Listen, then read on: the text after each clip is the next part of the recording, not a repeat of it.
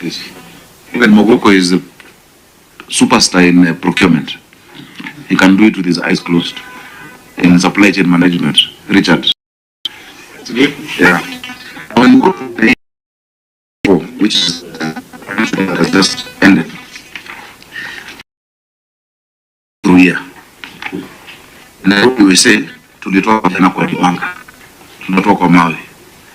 We hired 3,500 young people to join what we call our Green Army. We had 1,499 constables who are about to do the pass. Nairobi is a center of excellence for training, for compliance. We've trained Kiambu, we've trained Mombasa, and now we're getting even requests from East Africa to train them in our training school in Dagoretti. We also want to have the center of excellence for disaster. So the first batch was 1645. We are on which page? Page 11? Page 11, yeah. Okay, good. Yeah. Proceed. So the criteria applied in the selection of candidates, of course, there's professional and academic qualifications. As indicated. As indicated. Good. Let's go to affirmative action measures being implemented in promotion of women, youth, and persons with disabilities, as indicated in issue number 5, Chair. Any audit or assessment undertaken to ascertain inclusivity. We started with looking at our HR manuals to promote inclusivity, but not just to promote inclusivity, to also look at the wellness and welfare of my staff. I am putting together a wellness center in Parklands High Ridge, where the staff can, their mental health issues, they can have counseling, their gym membership, they can have their, whatever treatment they require, and just to relax and play games and, talk to each other. It's the first county to set that up, because I take very seriously the mental health of my members of staff. Madam Opiata is in charge of that, and she's ensuring that we set that up. But we eliminate biases of, Nairobi is cosmopolitan.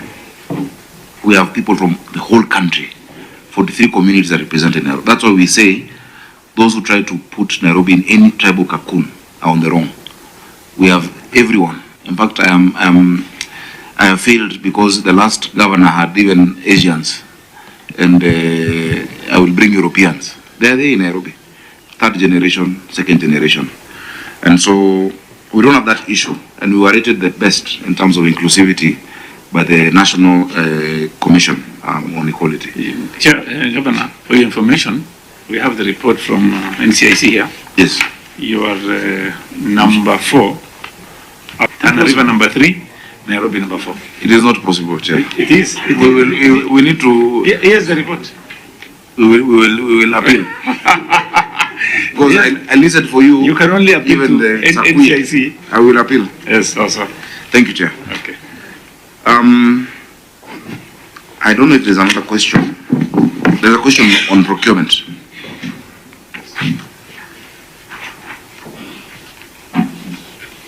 I've listed some of the interns for WDF, Ward Development, Ward-based projects. But Chair, we will provide that full IPPD data as agreed, Madam. In terms of 30%, I feel like this is poetic, because when the law was done in 2015, I put it, the law I proposed, and I said, procuring entities must come and report to the Senate. So I'm very happy to come.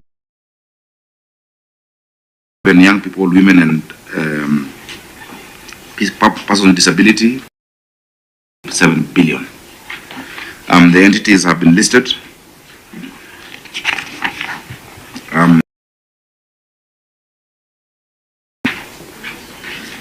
And the one thing I would advise, sometimes you forget in the law, there's 2 different things.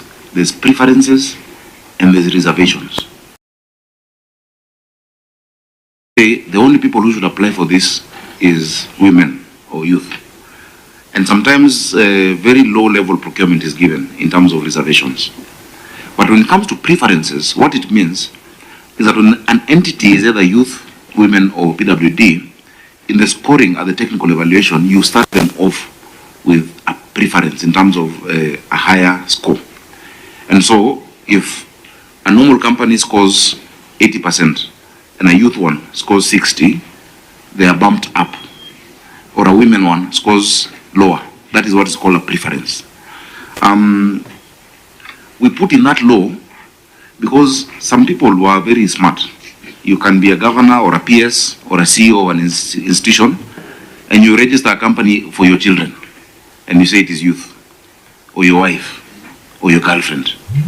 So we said that the account, if you look at PPDA, section 53, 54, 55, we said the bank account to which you're paying to, the mandatory signatory must be verified to be that youth, or that woman, or that person living with disability.